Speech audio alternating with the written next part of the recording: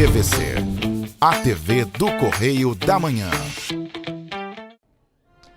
Direto dos estúdios da TV Correio da Manhã em Petrópolis, começa agora o Correio Petropolitano Debate desta segunda-feira. Hoje daremos destaque ao turismo rural e ao desenvolvimento regional das cidades. Você vai acompanhar na edição também dessa segunda-feira do Correio Petropolitano Debate e informações sobre a nossa região de cobertura, o Índice de Desenvolvimento Escolar da Educação Básica das cidades da nossa região, como Petrópolis, Teresópolis, Paraíba do Sul e Três Rios, que não atingiram a meta estipulada pelo Ministério da Educação, o MEC. Você também vai acompanhar no programa de hoje que a APPO, Associação Petropolitana dos Pacientes Oncológicos, vai marcar presença nos 40 anos do Rock in Rio. A instituição vai participar junto com o projeto ProMedula. Com a taxação das principais compras online internacionais, como também foi conhecida a taxação das blusinhas, as vendas presenciais podem registrar um impacto positivo. Foi o que apontou uma pesquisa da Confederação Nacional de Dirigentes Lojistas, a CNDL. As ruas do centro de Petrópolis vão ter o abastecimento de água interrompido nesta segunda-feira e você vai acompanhar todas as localidades atingidas. O diálogo com o objetivo de discutir novas estratégias para ampliar a visitação nas cidades do interior do estado. Eu sou Richard Stolzenburg e o Correio Petropolitano Debate está começando.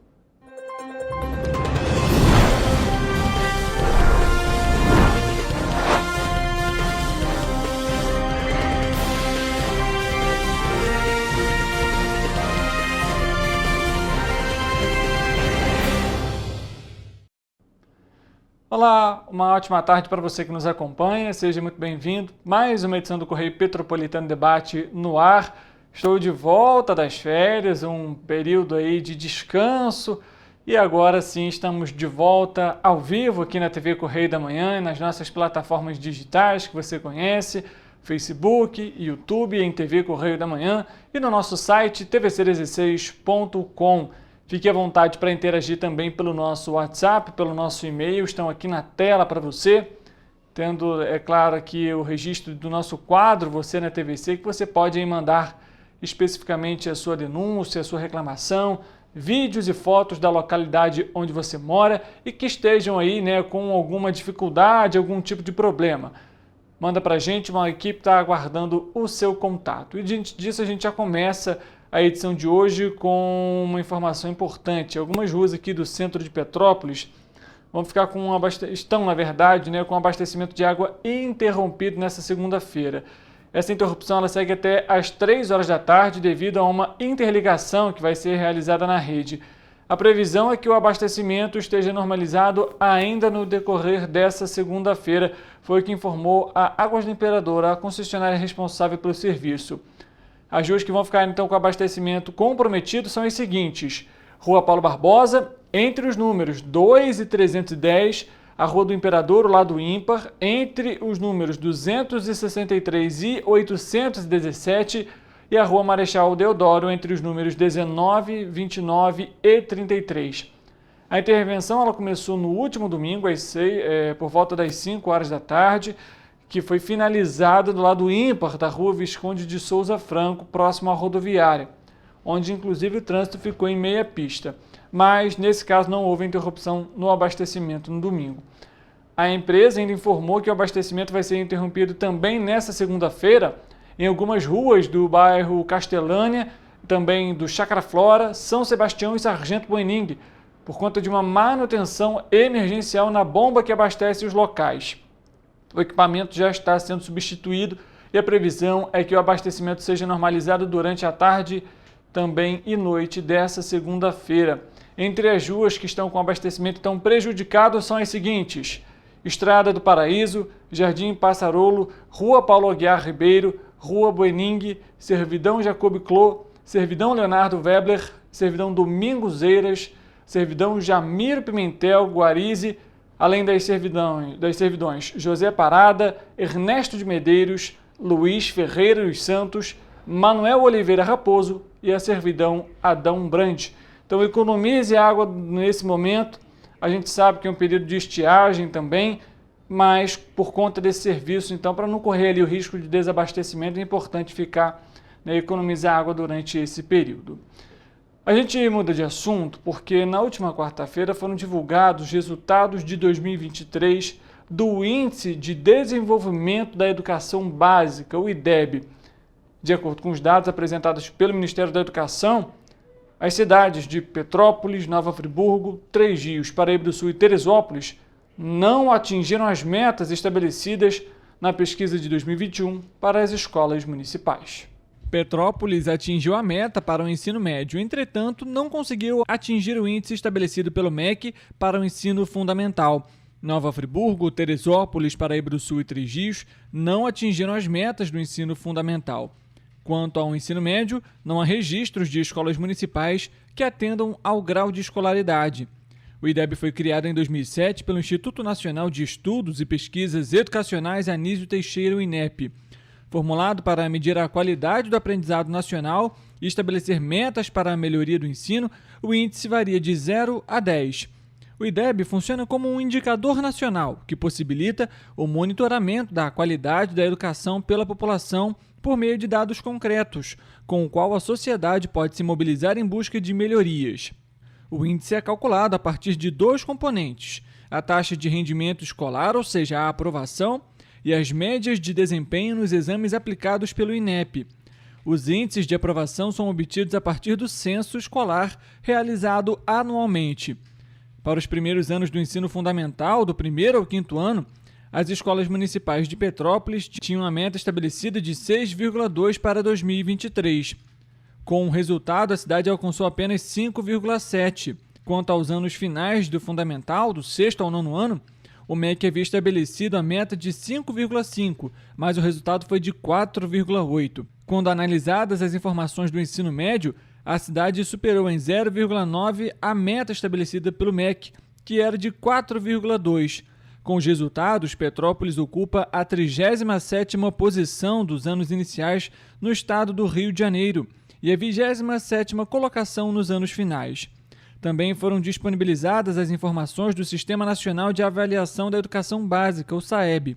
Comparado ao ano de 2021, a cidade aumentou de 5,77 para 5,98 na nota média padronizada dos anos iniciais do ensino fundamental e diminuiu de 5,26 para 5,22 nos anos finais do fundamental.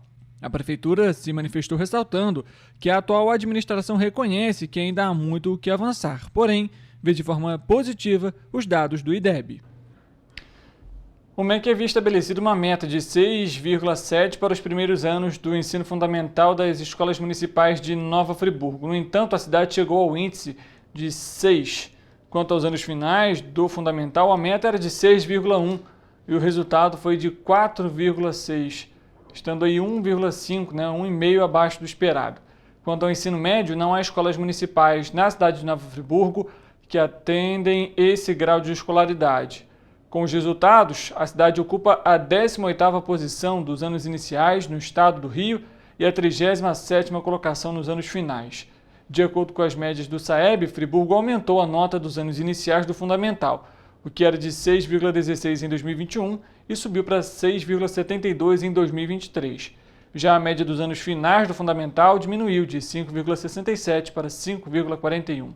Frente aos resultados, a Prefeitura Municipal de Nova Friburgo destacou que a Secretaria Municipal de Educação, por meio da Subsecretaria de Gestão de Ensino e Aprendizagem, anualmente desenvolve estratégias e estrutura de planejamento a partir da criação de cronogramas de trabalho e ações específicas dos setores pedagógicos para conduzir as políticas públicas em prol da qualidade contínua da educação, investindo em práticas de ensino inovadoras.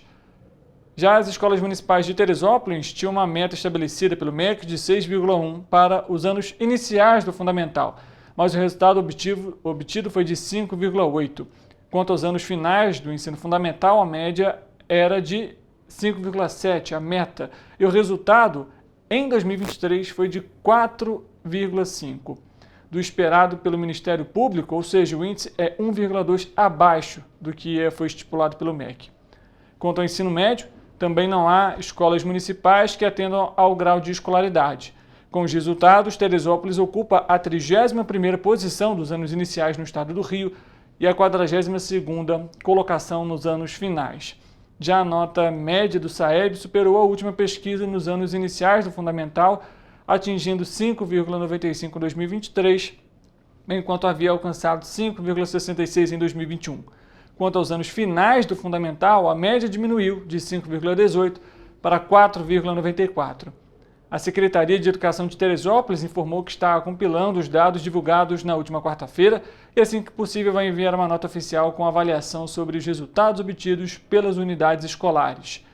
Questionada sobre as medidas tomadas para melhorar o ensino na cidade, informou que 14 unidades novas, entre reformas com ampliação e aquisição de imóveis para instalação de sedes próprias, foram realizadas, além da ampliação do número de mais de 1.000 vagas em creches, instalação de internet de alta velocidade nas escolas municipais e 1.400 novos computadores nas unidades escolares, além de 90 laboratórios de informática e a entrega de cerca de 7.000 tablets para as escolas para trabalho pedagógico com os alunos, e a contratação de 700 professores entre concursados e contratados, além da implementação do programa de tempo integral em 20 escolas, com merenda garantida e atividades esportivas, incluindo aí no dia a dia, e que beneficiou mais de 2.000 alunos. Pontuando que, até 2018, o município tinha apenas uma escola em tempo integral, foi o que informou a Secretaria. Já em Três Rios, também houve uma queda, quanto à expectativa para os anos iniciais do fundamental. A cidade atingiu o índice de 5,9, enquanto a meta era de 6,1. Já para os anos finais do fundamental, a meta era de 5,9 e a cidade atingiu apenas 4,7. Quanto ao ensino médio, também não há escolas municipais que atendam a esse grau de escolaridade. O último registro que há na cidade de 2017, quando alcançou a nota de 4,3.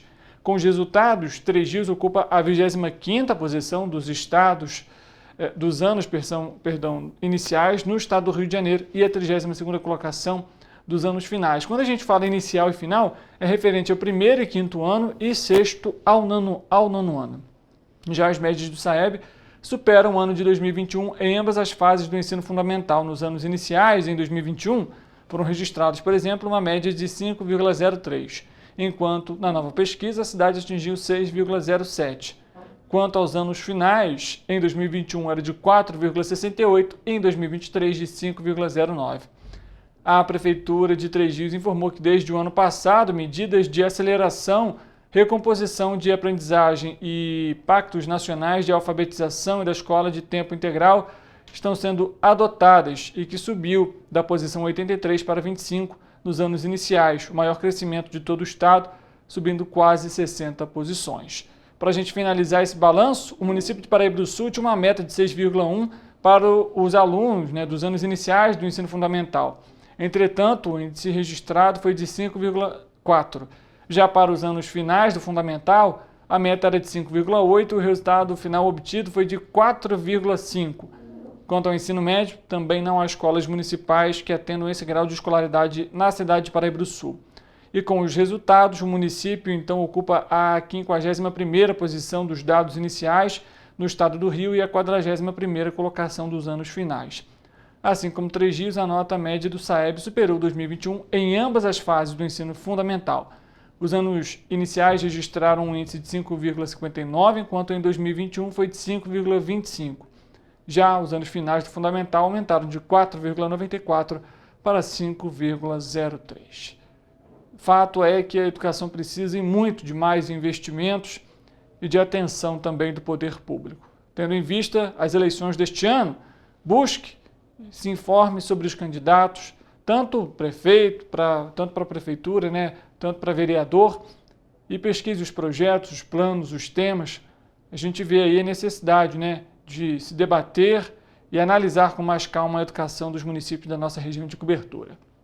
Mudando de assunto, a cobrança do imposto de importação de 20% sobre compras internacionais de até $50, iniciada neste mês, deve transformar o comportamento dos consumidores brasileiros que fazem as compras online. De acordo com a pesquisa da Confederação Nacional de Dirigentes Lojistas, a CNDL, e do Serviço de Proteção ao Crédito, SPC, divulgada pela Câmara de Lojistas de Petrópolis, 68% dos consumidores que costumam comprar em sites internacionais afirmam que vão reduzir as compras nas modalidades devido ao aumento de preços. O estudo revela que 98% dos consumidores que realizaram compras na internet no último ano utilizaram marketplaces internacionais, com destaque para a Shopee, com 64% das compras, a Amazon com 42%, a Shein com 34% e a AliExpress com 16%. Entre os entrevistados, 60% adquiriram produtos importados e apenas 3% não verificam a origem dos produtos antes da compra. A maioria delas realizadas em sites que vieram da China e do Brasil. Os principais sites utilizados para a compra de produtos exclusivamente do exterior incluem a Shopee, Shein, Amazon, Mercado Livre e AliExpress. Esses sites ganham popularidade principalmente por meio de indicações de amigos e familiares, além de redes sociais, anúncios online e ferramentas de busca como o Google. Entre os produtos mais adquiridos estão roupas, com 52%, calçados, com 33%, acessórios de moda, com 30%, além de acessórios para celular e informática, e artigos para casa, com 26% e 25%, respectivamente. Em relação à satisfação com as compras internacionais, foi avaliada em 3,9 numa escala de 1 a 5. Antes de finalizar a compra, 56% dos consumidores sempre pesquisam preços em sites brasileiros para garantir que o negócio vale a pena, enquanto 31% fazem essa verificação ocasionalmente. Apesar das vantagens, 34% dos consumidores reclamam do tempo de entrega, 33% das taxas de importação, 24% das dificuldades para a troca e 23% do valor do frete. Aí a gente vendo aí os impactos, que isso pode ocasionar. Obviamente, um tema amplamente discutido. Trouxemos, inclusive, aqui a participação dos nossos repórteres em Brasília sobre esse tema. E a gente vê agora aí as consequências chegando também aqui em Petrópolis. A Associação Petropolitana dos Pacientes Oncológicos, a APPO, vai marcar presença no Rock in Rio 2024, que vai ser realizado agora em setembro. E na edição que celebra os 40 anos do maior festival de música do país. O objetivo é conscientizar o público sobre a importância da prevenção e do diagnóstico precoce do câncer, além de divulgar o trabalho realizado pela PPO em Petrópolis. Os representantes vão estar junto com o projeto Promedula, que já é veterano no evento. A gente, inclusive, já trouxe reportagens aqui na TV Correio da Manhã sobre esse tema. Olha só, é importante agora frisar para você, a gente já acompanhou aqui uma série de incêndios florestais em Petrópolis, em diversas regiões, como na Posse, em Nogueira, entre outras localidades. Você, inclusive, viu no Correio Petropolitano, primeira edição, aqui com a nossa apresentadora, a Rafaela Cordeiro. A Defesa Civil de Petrópolis divulgou um vídeo nas redes sociais comentando sobre o risco de incêndio florestal na cidade. A gente vai acompanhar a fala do biólogo da Defesa Civil, que fala sobre esse panorama. No último final de semana, tivemos ocorrência de chuva em nosso município. Contudo, a previsão para os próximos dias indica tempo firme e uma queda significativa na umidade do ar. Diante desse cenário, a Secretaria de Proteção e Defesa Civil segue intensificando suas ações preventivas contra fogo em vegetação. Nossas equipes estão realizando rondas constantes nas áreas de maior risco, utilizando carro de som para alertar a população. Além disso, drones estão sendo empregados para sobrevoar regiões críticas, identificando focos iniciais e possíveis ações irregulares. É fundamental que se todos mantenham informados e sigam as orientações da Defesa Civil. A prevenção é a nossa maior aliada na garantia de segurança de todos. Em caso de incêndio, ligue imediatamente para o Corpo de Bombeiros no número 193 e para denúncias 2246-9241. Defesa Civil informa. Estamos em período de estiagem. Ajude a proteger nossa cidade. Atear fogo em vegetação é crime. Em caso de incêndio, ligue imediatamente para o Corpo de Bombeiros pelo telefone 193. E para denúncias, ligue 2246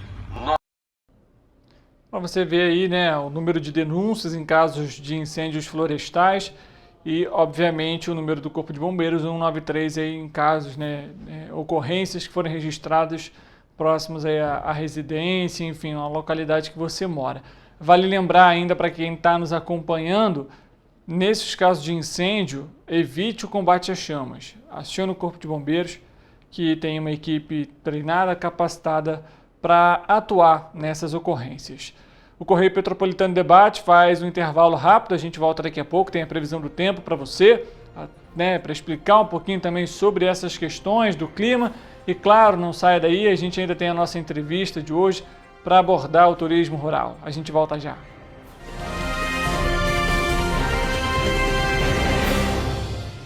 A Unifase, há mais de 50 anos, forma profissionais de excelência na área da saúde. E agora dá um passo além, o ensino técnico. Aqui, você se prepara para o mercado de trabalho e valoriza sua formação técnica com cenários exclusivos de prática e estágios supervisionados na rede pública e privada de Petrópolis. Faça o curso técnico em enfermagem da Escola Técnica Irmã Dulce Bastos da Unifase.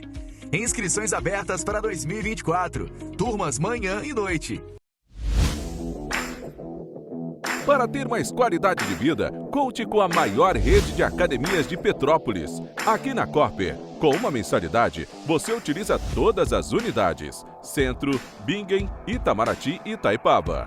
Com planos a partir de R$ 89,00, e a academia oferece ambientes modernos para você cuidar da sua saúde com segurança. Os espaços contam com dezenas de aparelhos de musculação, diversos equipamentos para aeróbico e funcional, além, é claro, de profissionais qualificados e uma extensa grade de aulas coletivas, que inclui dança, bike, jump, wolf fit, step fit, entre outras. Nossas estruturas são equipadas com salas de musculação e aulas coletivas, salas de avaliação física e nutricional, vestiários e estacionamentos amplos. Venha nos fazer uma visita e surpreenda-se! Esse aí sou eu, há 18 meses estudando inglês. Cada passo no aprendizado foi uma porta que se abriu para o meu futuro. Sabe o conhecimento que você desenvolve hoje? Ele é a chave para novas oportunidades incríveis do amanhã. É o equilíbrio perfeito entre aprender e aproveitar cada momento dessa jornada empolgante. E agora, aqui estou eu, na minha tão sonhada vaga em uma multinacional. O inglês abre portas. Fale Minds. Rio de Janeiro, atração o ano inteiro. Tem descanso, tem folia. Noite e dia, alegria. Sol e praia, diversão. No prato ou copo, a festa, o bar, museu ou bloco. Show, cultura, história.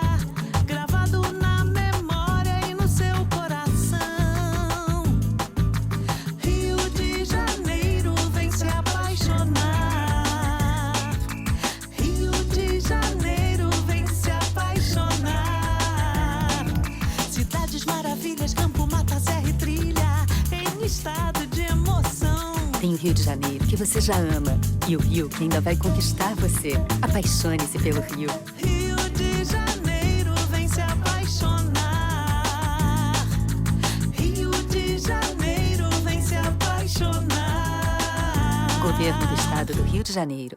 O Rio Imagem Baixada já superou a marca de 650 mil exames. Com cuidado especial para a saúde da mulher, o maior centro público de diagnóstico da América Latina tem capacidade para fazer 40 mil exames mensais e traz tudo num só lugar para atender com mais agilidade e eficiência. Rio Imagem Baixada, 9 meses. Chegou o resultado. O que era para poucos, agora é para todos. Governo do Estado do Rio de Janeiro. O trabalho não para, é todo dia e é de todos. A Unifase, há mais de 50 anos, forma profissionais de excelência na área da saúde. E agora dá um passo além, o ensino técnico. Aqui, você se prepara para o mercado de trabalho e valoriza sua formação técnica com cenários exclusivos de prática e estágios supervisionados na rede pública e privada de Petrópolis. Faça o curso técnico em enfermagem da Escola Técnica Irmã Dulce Bastos da Unifase. Inscrições abertas para 2024. Turmas manhã e noite.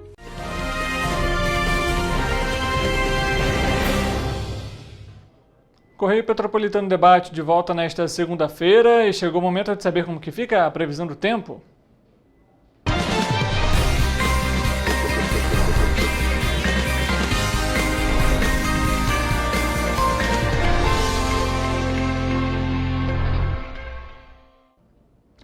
Vamos conversar com o nosso repórter, o Eric Portela, que traz as informações para a gente ao vivo em relação à previsão do tempo para essa terça-feira.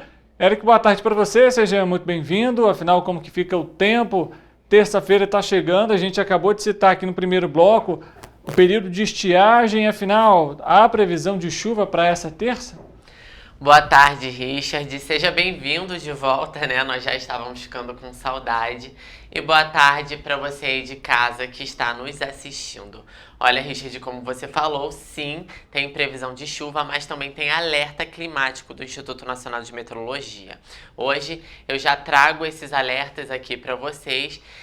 E para começar a previsão do tempo, o primeiro alerta que nós temos é de onda de calor. Esse alerta ele vem se aproximando aí do estado do Rio de Janeiro. Ele já está pela região sul-sudeste e também a região centro-oeste do país, mas a partir de amanhã ele começa a se aproximar. E o outro alerta é de baixa umidade. Passada, o alerta de baixa umidade do ar, que agora está se aproximando do Rio de Janeiro. Sendo assim, é importante que a população se atente aos cuidados com a saúde, né? Se hidrate mais, hidrate da pele, porque esse tempo assim mais seco, apesar de haver possibilidade de chuva, é comum que a gente sofra mais desidratação, né, no nosso corpo. Mas agora, sem mais delongas, vamos à previsão do tempo. E olhando aqui para o nosso telão, vocês já conseguem reparar que em Nova Friburgo o dia será de sol e poucas nuvens no céu. Durante a noite, há leve possibilidade de chuva, mas os termômetros não vão cair, variando entre mínima de 12 e máxima de 28 graus. Em Teresópolis, a situação é bastante parecida. O dia será de sol entre nuvens, ventos fracos, ligeira elevação na temperatura mínima e ainda assim, possibilidade de chuva para o período da noite. Os termômetros vão marcar mínima de 13 e máxima de 28 graus. Petrópolis, a terça-feira será de aumento na temperatura mínima e ligeiro declínio na máxima, variando entre mínima de 14 e máxima de 31 graus. O dia será de sol pela manhã e poucas nuvens no céu. Já pela noite, existe leve possibilidade de chuva para a região. E agora, em Paraíba do Sul, a intensidade dos ventos durante o dia deve intercalar entre fraco a forte. Não chove pela manhã nem durante a tarde, mas há possibilidade de chuva no período da noite. Os termômetros vão marcar mínima de 16 e máxima de 31 graus. Já em Três Rios não há probabilidade de chuva. O dia será de sol e poucas nuvens no céu. A intensidade dos ventos também vai transitar entre fraco a forte e os termômetros vão marcar entre mínima de 16 e máxima de 32 graus. Lembrando novamente, Richard, que por conta dos avisos de baixa umidade do ar e de onda de calor, a população deve sim se atentar à hidratação, beber bastante líquido, hidratar também a pele. Tá certo, Eric. De fato, são dicas extremamente simples e importantes para esse período. Além da hidratação, beber bastante água, principalmente, né? Tem gente que, eu estou bebendo bastante líquido, mas aí bebe refrigerante ou outro tipo de bebida. Lembrando, água e, obviamente, o uso do protetor solar também se faz fundamental durante esse período de onda de calor, como você citou. Todos os dias, na verdade, ele é ideal, mas a gente também reafirma aqui essa necessidade. Obrigado pelas informações, um ótimo trabalho para você. Exatamente, Richard. Nada substitui a água e o uso do protetor solar diariamente é super importante. Até amanhã, Richard. Até amanhã, Eric, conversando com a gente ao vivo aqui no Correio Petropolitano Debate. A gente sai da previsão do tempo e nós vamos a Brasília. A gente vai conversar com o nosso repórter, o Rodolfo Lago. Ele vai trazer informações para a gente ao vivo aqui no Correio Petropolitano Debate sobre duas questões. Uma delas em relação à relação entre os três poderes. O que aconteceu? Uma situação que a gente vem trazendo aqui delicada desde o início do ano e também a pauta econômica. Na Câmara dos Deputados, O orçamento também é tema dessa nossa interação aqui no Correio Petropolitano Debate de hoje. Rodolfo, mais uma vez, obrigado pela sua participação aqui com a gente. Uma boa tarde para você e seja bem-vindo. Boa tarde, Richard. Boa tarde a todos aí que nos assistem. É sempre um prazer muito grande aí participar aqui com você. Sempre agradeço muito o convite.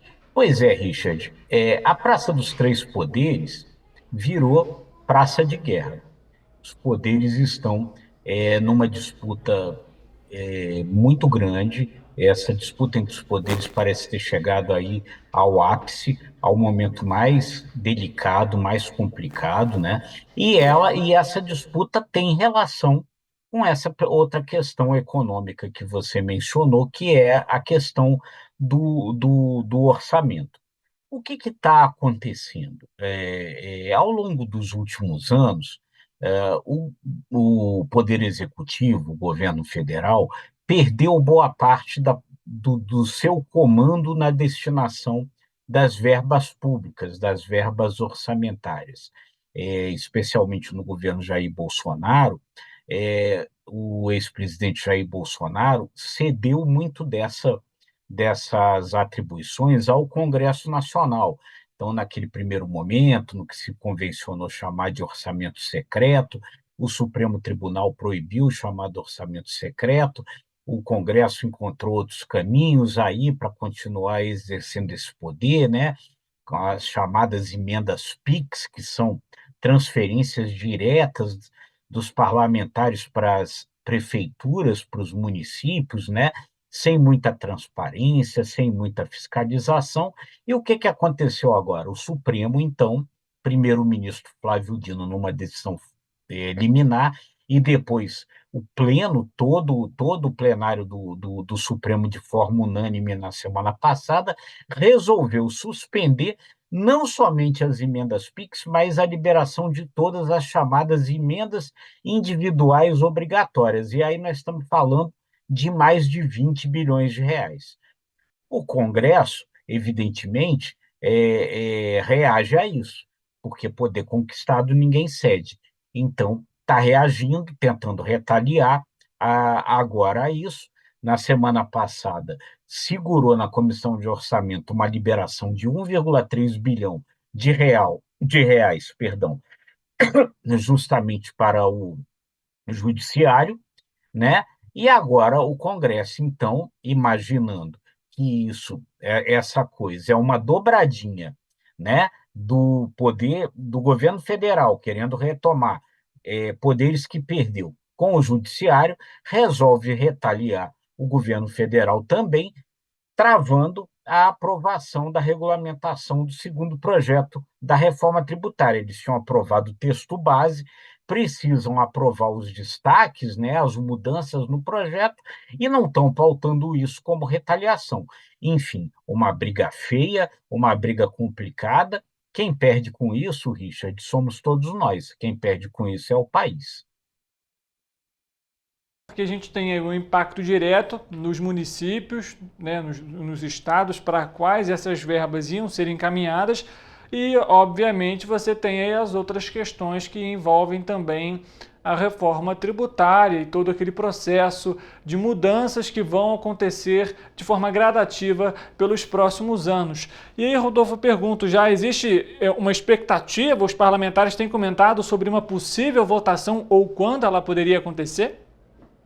Então, tá gerado esse impasse, tentam buscar agora uma solução para isso, né?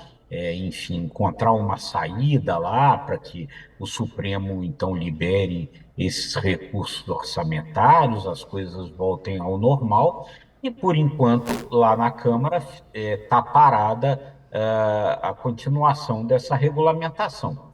O Senado, por outro lado, vai votar, está prevista a sessão aí na terça-feira para discutir outra questão importante, que é a questão da desoneração da folha de pagamento dos 17 principais setores da economia e também de municípios, né? que também estava travado, porque o Supremo, de novo o Supremo, tinha dito que isso só poderia ser feito se fosse encontrada uma compensação no Tesouro, no orçamento da União, para a perda de arrecadação que o governo vai ter com a desoneração da folha. Então, há um trabalho agora de tentativa de encontrar essa solução, como é que ela seria, e isso daí já se adiou algumas vezes aí, desde inclusive do final do primeiro semestre, essa votação no Senado para encontrar essa fonte de compensação. Está se esperando que lá no Senado isso se resolva amanhã, a gente vai ter que ver, aguardar aí os desdobramentos. Perfeitamente, Rodolfo. Obrigado pelas informações, trazendo sempre atualizações aqui de Brasília para a gente. Obviamente, ao longo da semana a gente conversa também com o Rodolfo, até para saber também os desdobramentos e as atualizações sobre esses dois temas. Obrigado pelas informações, um ótimo trabalho para você em Brasília. Para vocês também um ótimo trabalho, muito obrigado pela audiência aí. Rodolfo Lago conversando com a gente ao vivo em Brasília. O Correio Petropolitano Debate vai fazer mais um intervalo rápido e, como a gente citou aqui no início do nosso programa, na volta a gente vai falar sobre o turismo rural e como que ele pode impactar o desenvolvimento das regiões. Inclusive isso foi tema de palestra no Rio Innovation Week e que a gente vai trazer para você daqui a pouco após o intervalo. Não saia daí, é rapidinho.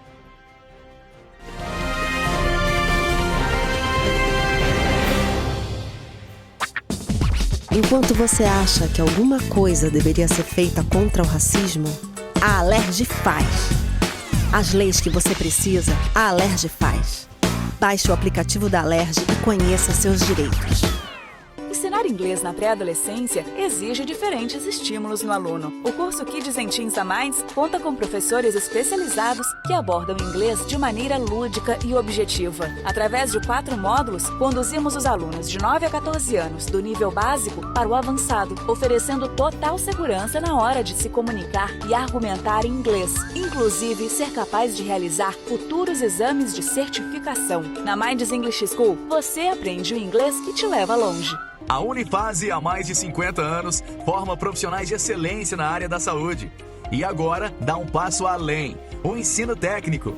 Aqui, você se prepara para o mercado de trabalho e valoriza sua formação técnica com cenários exclusivos de prática e estágios supervisionados na rede pública e privada de Petrópolis. Faça o curso técnico em enfermagem da Escola Técnica Irmã Dulce Bastos da Unifase. Inscrições abertas para 2024. Turmas manhã e noite.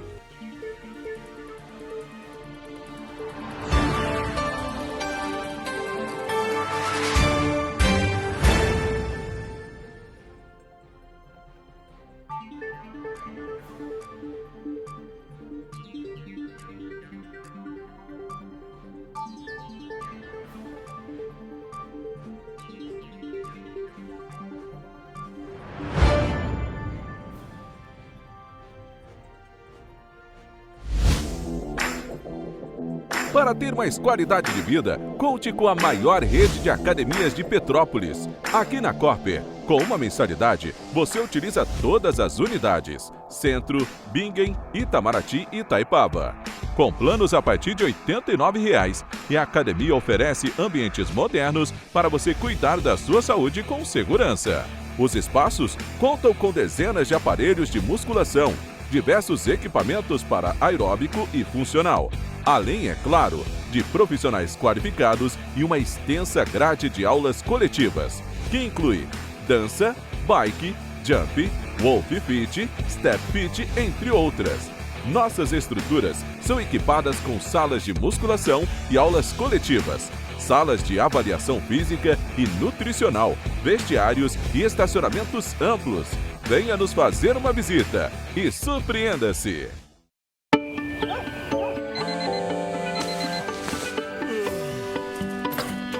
Meu pai é um cara muito corajoso. Ele luta contra o mal igualzinho um super-herói. Ele não usa capa, mas tem um uniforme muito legal e vários equipamentos especiais. Ele também tem super veículos e quando precisa, ele pode até voar. Meu pai me disse para não ter medo, que as coisas estão melhorando. E eu acredito no que ele me fala. É, e os resultados já estão aparecendo. Mas o governo do estado do Rio quer mais. Por isso, estão sendo investidos R$1 bilhão na nossa segurança, com ações em todas as regiões do estado. A gente não está aqui dizendo que a guerra contra o crime está ganha. Ainda tem muita coisa a ser feita. Mas aqui no Rio, os criminosos não vão ter vida fácil. Pode acreditar nisso. Governo do Estado do Rio de Janeiro.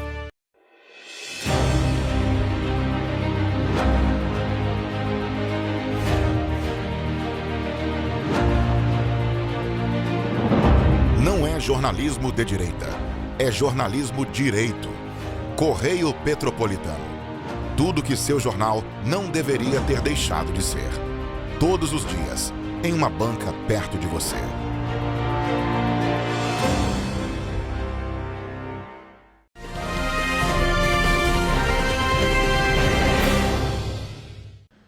Correio Petropolitano Debate de volta. A gente dá início agora à nossa entrevista de hoje e a gente, nesse programa, vai conversar com o Pablo Klink, ele que é vice-presidente da Companhia de Turismo do Estado do Rio de Janeiro, para abordarmos o turismo rural, com o tema Turismo Rural como impulsionador de desenvolvimento local.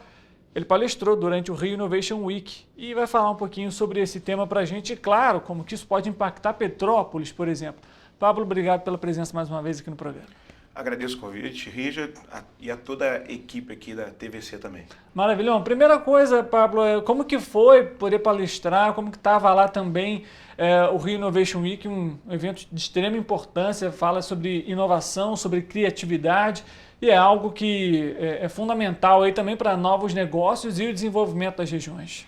O evento lá foi sucesso absoluto. Tiveram cerca de 150 mil inscritos para os 4 dias do evento. Foi sucesso total de público e falou muito de inovação. Com a temática desse ano foi inteligência artificial para todos os setores. Para a agricultura, para a educação, para a saúde, para o turismo e na parte da agricultura nós pudemos eu tive essa oportunidade pelo 2º ano consecutivo de colaborar com uma palestra de turismo rural. Maravilha. Então agora falando um pouquinho sobre esse turismo rural, essa inovação, inteligência artificial, você comenta justamente como o turismo rural como um impulsionador do desenvolvimento regional. Primeira coisa, acho que é melhor a gente explicar o que seria esse turismo rural e como que ele pode ser justamente esse impulsionador.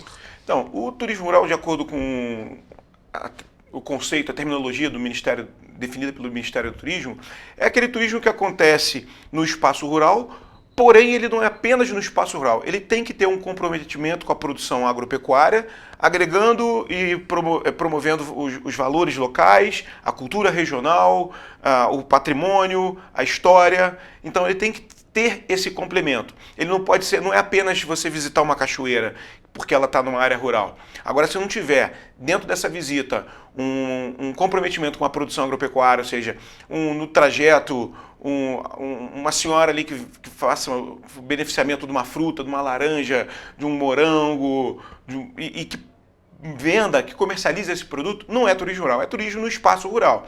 Tem essa terminologia. Mas o importante é a gente focar em como ele pode desenvolver. Petrópolis, inclusive, fez parte da minha palestra, foi tema em alguns pontos da palestra, porque tem um dos primeiros roteiros do Brasil formatado, que foi ajudado pelo Sebrae, há mais de 20 anos, e ainda funciona, ainda tem um sistema de governança próprio, não é quando o Sebrae saiu do projeto, foi lá, ajudou, implantou, e saiu do projeto, o projeto parou, o circuito parou. Não, o Caminhos do Brejal continua funcionando e cada vez melhor, e isso foi um dos temas que eu citei também. Petrópolis apareceu nesse sistema, nessa palestra. Tive a oportunidade de citar também outros pontos, como agora integrando ao turismo cervejeiro, muito da rota cervejeira com a visitação às plantações de lúpulo. Apesar de Teresópolis ser a capital nacional do lúpulo, é em Petrópolis que está a maioria das plantações de lúpulo. E a visitação à plantação é turismo rural e é também turismo cervejeiro, que é um braço do turismo gastronômico. Ou seja, o turismo ele se complementa. Não é porque a pessoa programa uma viagem para fazer uma determinada experiência de turismo rural, que ela não possa visitar o Museu Imperial, que ela não possa visitar o Museu da Ferrovia, não possa ter uma outra atividade em complementar com o turismo cultural também. Mas ele complementa e ele tem essa segmentação.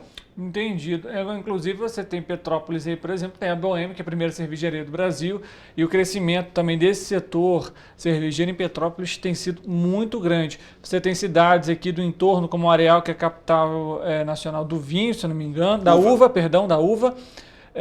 e que também mostra aí, né, de alguma forma pode possibilitar essa visitação, esse turismo rural e, consequentemente, por serem justamente cidades muito próximas, você cria ali um roteiro completo incorporando também outras cidades da região serrana do Rio de Janeiro.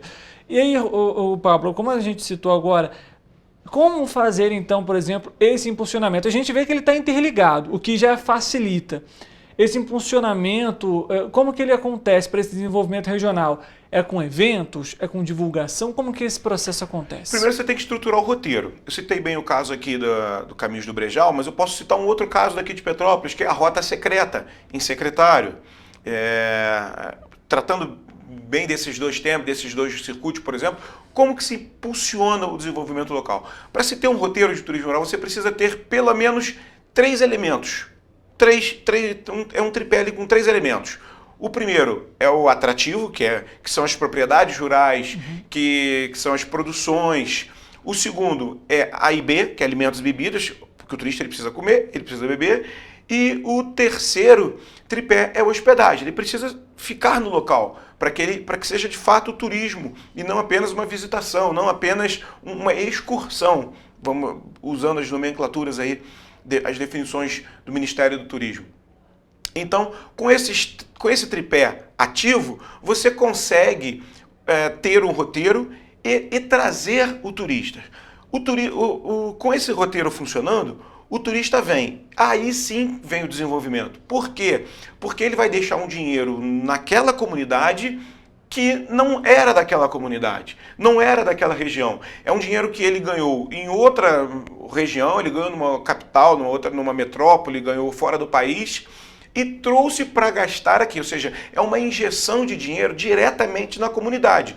Porque esse dinheiro que entra na comunidade através do turismo rural, ele, na grande maioria das vezes, quase totalidade das vezes, ele permanece na comunidade. Isso porque é contratado um guia de turismo local, são contratados condutores locais, é contratado um transfer, o produtor rural ele acaba comprando seus produtos em volta da própria comunidade. Ou seja, então é um dinheiro que vai diretamente para aquela região. Daí o impulsionador econômico, social e cultural. Cultural porque o turista ele quer vivenciar exatamente aquela experiência rural. Ele não quer ter o luxo. Quem quer ter o luxo vai para o Copacabana Palace, vai para o Fairmont, é outra coisa. O perfil do turista do turismo rural, ele quer justamente a simplicidade, é o contato com a natureza, é conhecer a cultura, é conhecer a história por trás daquele produto que ele está visitando e vendo a produção. Perfeitamente. E, Pablo, como que você analisa hoje Petrópolis nesse desenvolvimento do turismo rural? Há pontos ainda a melhorar ou somos hoje uma referência? Como que você analisa hoje Petrópolis nesse caso? Olha, somos referências na quantidade de atrativos. Temos alguns roteiros muito bem funcionando, como o Caminhos do Brejal, o Rota Secreta, Taquaril tem muitos atrativos também, e temos outros que ainda podem ser implementados. Temos aí o Vale das Videiras com um potencial enorme que precisa ser roteirizado, precisa ser estruturado. Caxambu também tem bastante potencial, ou seja, é só uma questão de ordenamento, é uma questão de conscientização, é uma questão de sensibilização com os produtores, porque muitas das vezes, Richard, o produtor ele acha que ele não tem capacidade para aquilo, ou ele acha que ele tem que fazer um mega investimento numa infraestrutura para receber o visitante, quando na verdade o visitante ele quer ter o contato, ele quer conhecer certamente ele quer conhecer como é aquele modo de vida daquele produtor. e vivenciar. Às vezes você implantar um cole-pague, por exemplo, é uma possibilidade, um passeio equestre. São diversas possibilidades dentro da cadeia produtiva do turismo, mesmo dentro do turismo rural, que você pode implementar. E vale lembrar que quando um circuito turístico é implementado, ele movimenta cerca de 52 setores da economia. Ou seja, é muita gente ganhando dinheiro com o turismo, gerando, assim, por isso que ele fomenta a atividade turística. E por isso que o turismo é a ferramenta que pode gerar empregos com a maior velocidade em todas as outras cadeias produtivas. E falando ainda justamente sobre essa questão, por exemplo, o produtor, você citou aqui que são questões simples que podem ser adotadas para que, né, o visitante, o turista, ele tenha essa experiência, digamos assim, o mais realista possível. Hoje seria talvez interessante, por exemplo, uma medida seja das secretarias de turismo do estado, do próprio município, de levar isso para dentro dessas regiões, conversar com esses produtores para que eles possam justamente entender esse processo e fazer dali um local justamente para esse desenvolvimento do turismo rural. Sem dúvida, Richard. Uma das orientações do secretário de turismo do estado, o deputado Gustavo Tutuca, foi que eu fizesse essa sensibilização com os produtores que ainda não recebem turista. Fizemos aí de 2021 para cá um mapeamento. Nós temos um mapa do turismo rural completo do estado do Rio. É o único estado do Brasil que tem todos os municípios mapeados com os atrativos que são ofertados ali para o turista. E a orientação do Gustavo Tutuca foi que a gente sensibilizasse os outros produtores, porque às vezes em determinada comunidade tem um que já recebe turista e o outro do lado não. Então às vezes acabava que o turista teria poucas coisas para se visitar, para se conhecer naquele município. Com essa sensibilização, mais atrativos, mais produtores foram alcançados, ficaram sabendo do que é o turismo rural, ficaram sabendo como podem fazer, ou seja, eles foram capacitados para isso. E, dessa forma, houve uma oferta maior de produtos para que o turista possa ficar. Porque o maior desafio da gestão pública hoje em dia é fazer com que o turista permaneça no município ou aumente um dia a mais da sua viagem naquela região. Para quê? Com isso, tenha um impacto ainda maior, ainda mais significativo na economia local. E quando a gente fala justamente sobre esses recursos gastos dentro daquela própria comunidade, isso também se faz fundamental, como a gente citou, para o desenvolvimento dessa região e, consequentemente, está atrelado também para essa visitação. A gente esbarra num outro ponto, que a gente volta lá no início do nosso debate de hoje, que é a infraestrutura também tem que ser adequada para essa visitação. Sim, é fundamental. Porque a infraestrutura, você tem dois tipos de infraestrutura. Você tem a infraestrutura própria e a infraestrutura pública. Tem a que cabe ao poder público, principalmente o municipal, e tem a que cabe ao próprio produtor. Sim. O que cabe ao próprio produtor é um investimento mínimo, porque ele vai precisar, às vezes, receber dentro da sua própria casa, dentro da própria varanda da sua casa, dentro da sua própria sala de estar. E não há nada de errado com isso, não é ruim isso, não é um impeditivo ou empecilho para que o turista te visite e conheça, falando assim diretamente com o produtor. E a outra infraestrutura é a pública, de facilitar o acesso a esses locais com mobilidade, o transporte e principalmente com a promoção desses atrativos, para que fique sabido o que há naquele destino. Dentro do programa de turismo rural, quando, na época, o secretário de Estado de Agricultura, Marcelo Queiroz, hoje deputado federal, e o secretário Gustavo Tutuca, quando assinaram o termo de cooperação técnica, o mapeamento do turismo rural, o programa Turismo Rural RJ, ele tem também um tripé. Era a identificação, ou seja, o mapeamento, a capacitação dos agentes de viagem, principalmente, e o terceiro é a promoção. Esse ano, dentro da Expo Rio Turismo, que aconteceu em junho, fizemos a capacitação do turismo rural do estado todo para os agentes de viagem. Cerca de 100 agentes de viagem entre agências e operadores participaram dessa capacitação lá na Expo Rio, no Lagum. E agora já estamos voltando aos municípios com influenciadores digitais, com jornalistas, inclusive estendo convite a você também, a equipe da TVC, para que conheça os atrativos, principalmente da região onde a TVC alcança, Petrópolis, Teresópolis, Friburgo, Partido Alferes, Paraíba do Sul e Três Rios. E Três Rios. Temos atrativos de turismo rural em todos esses municípios, para que possam ser conhecidos do público, principalmente dessa região, e assim fomentar que as pessoas, que os telespectadores, eles conheçam esses atrativos e tenham vontade de ir lá visitar. Então o tripé do programa Turismo Rural está agora na terceira etapa, que é a de promoção desses atrativos. Agora, o que cabe ao próprio produtor, a gente tem que fomentar. Isso foi outra parte da palestra que eu citei lá na hora. O que cabe ao produtor, o que cabe ao poder público. E o poder público tem principalmente que articular essa política pública. Por exemplo, eu citei a nova Lei Geral do Turismo, que está para ser sancionada a qualquer momento, onde que o produtor rural ele vai poder ter, com o seu código lá de produtor rural, com o seu próprio CPF, ter acesso ao Cadastur. Ele vai poder se cadastrar no Cadastur e assim ter acesso aos benefícios do Cadastur e, com isso, também acesso ao Fungetur, que proporciona financiamento a longo prazo, com juros quase zero, para que possa ser investido em atrações turísticas, em infraestrutura turística dentro do próprio equipamento turístico, dentro do próprio atrativo, e diversos outros benefícios.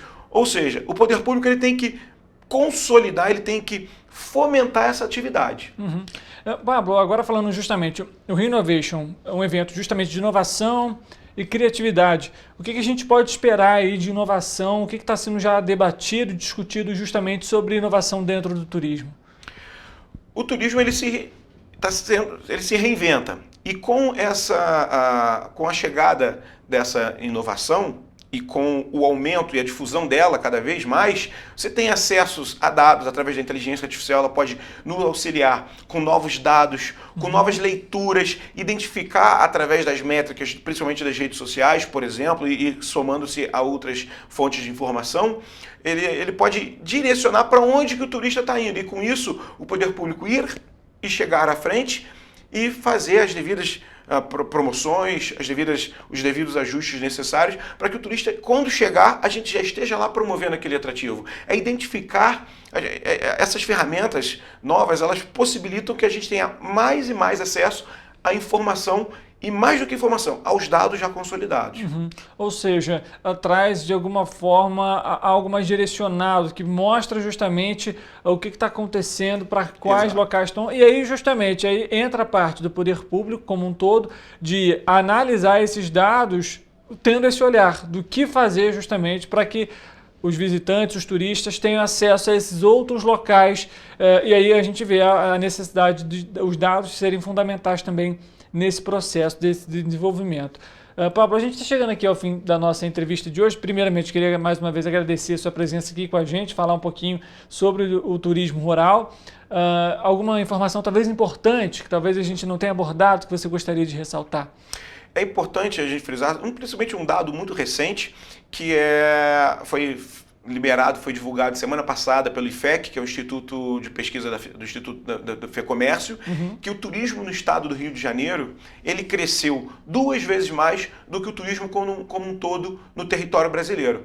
Isso reforça a importância e a eficácia do trabalho de toda a equipe da Secretaria de Estado de Turismo, na liderança do secretário Gustavo Tutuca, da Turigio, sob a liderança do presidente Sérgio Ricardo, que tem todo o apoio, todo o embasamento do governador Cláudio Castro, para que a gente possa implementar políticas públicas de promoção do turismo e fazer a promoção desses atrativos, tanto fora do país, quanto nos principais pontos emissores, nas principais cidades emissoras de turismo para o Rio de Janeiro. Então é com grande alegria que eu compartilho esses dados com vocês. O turismo no nosso estado do Rio cresceu 2 vezes mais do que em todo o território brasileiro, somado às métricas com base no ano anterior.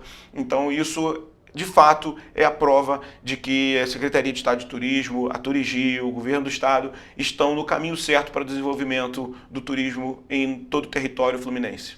O que é bom não só para o turista, para o visitante, mas também não só para quem recebe esses turistas, mas para a população como um todo. A economia gira, você precisa de um novo funcionário, né?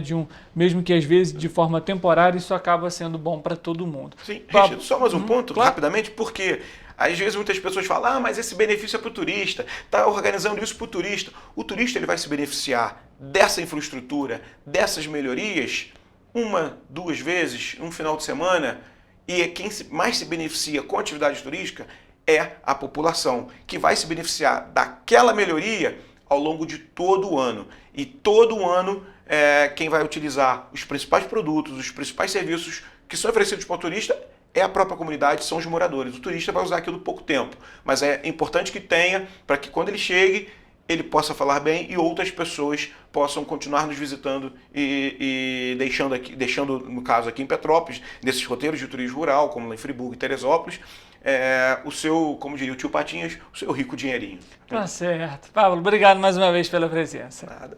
E para você que está em casa nos acompanhando, muito obrigado também pela sua audiência, pela sua companhia. Amanhã a gente volta, meio-dia ao vivo, e é claro, você sempre o nosso convidado especial. Uma boa tarde para você, até amanhã.